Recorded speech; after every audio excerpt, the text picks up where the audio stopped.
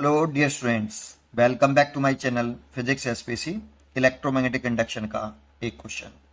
A uniform magnetic field is restricted within a region of radius small R. The magnetic field changes with time at rate dv by dt। Loop 1 of radius capital R greater than small r enclose the region small r, and loop 2 the radius r is outside the region of magnetic field as shown the figure, then the EMF generated H। ठीक है, देखो Faraday के second law से induced EMF जो होता है, induced EMF is equal to minus का D phi magnetic flux में change divide by D T, ये होता है भाई।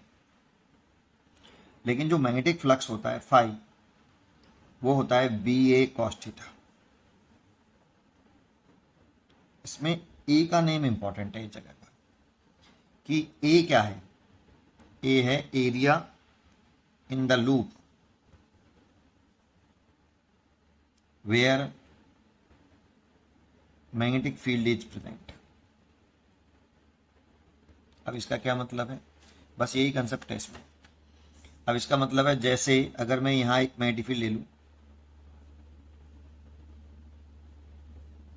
और यहां एक सर्कल बना लूं, सर्कुलर लूप बना लूं ऐसे, और इस तरह से बनाया कि ये सर्कुलर लूप का सेंटर ये है, इसकी रेडियस आर है, और इस लूप से मैग्नेटिक फ्लक्स पास करूं कि लूप से कितना मैग्नेटिक फ्लक्स पास हो रहा है।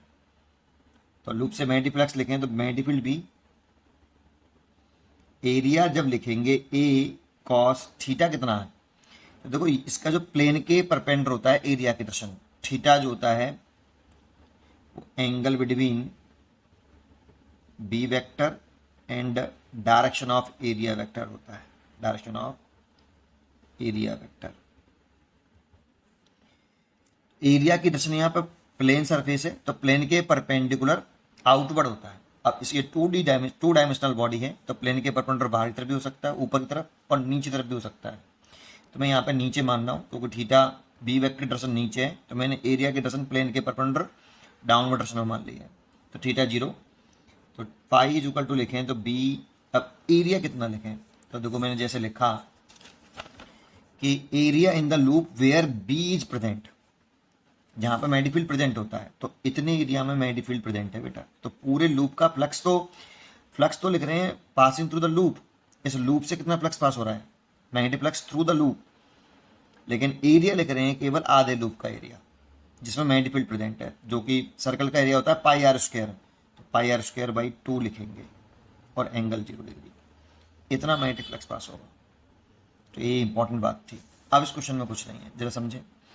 अब कह रहा है यहाँ पे कि लूप 1 से कितना फ्लक्स पास होगा, तो लूप 1 से फ्लक्स निकालें। देखो लूप ये है, इस लूप से कितना फ्लक्स पास होगा, तो फाई बराबर मैग्नेटिक फील्ड बी, और एरिया वो लेना है जिसमें मैग्नेटिक फील्ड प्रेजेंट है, तो मैग्नेटिक फील्ड तो केवल इतने वाले पार्ट में प्रेजेंट है। फ्लक्स निकालना है लूप 1 से, और एरिया लेंगे इस वाले लूप का, क्योंकि इसी लूप में मैग्नेटिक फील्ड प्रेजेंट है, ऐसा बोला गया है, restricted within a region radius are.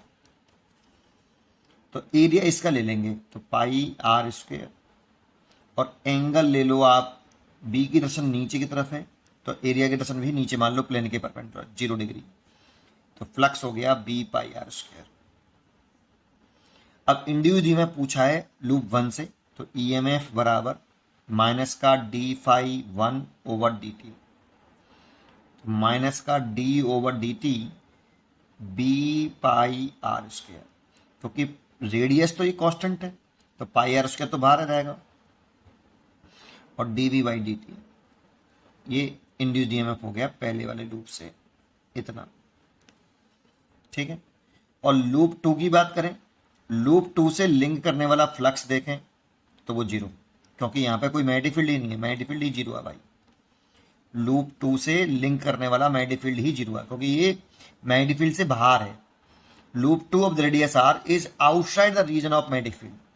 Outside किससे, मैग्नेटिक फील्ड के रीजन से बाहर है, मैग्नेटिक फील्ड ही नहीं है यहाँ पर। मैग्नेटिक फील्ड अगर 0 है तो फ्लक्स 0 है, और फ्लक्स लिंक ही नहीं कर रहा तो इंड्यूस ईएमएफ डेवलप नहीं होगा according to Faraday second law या फर्स्ट लॉ। तो induce EMF zero, second loop से इंड्यूस ईएमएफ जीरो होगा।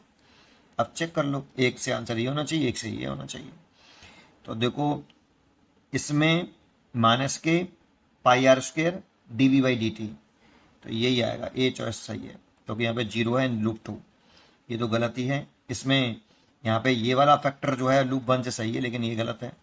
और इसमें ये गलत है, कैपिटल पाई आर स्क्वायर आ गया, इसलिए ये भी गलत है। First choice is correct. उम्मीद करता हूँ कि आपको ये जरूर समझ में आया होगा। पढ़ते रहिए और खुश रहिए।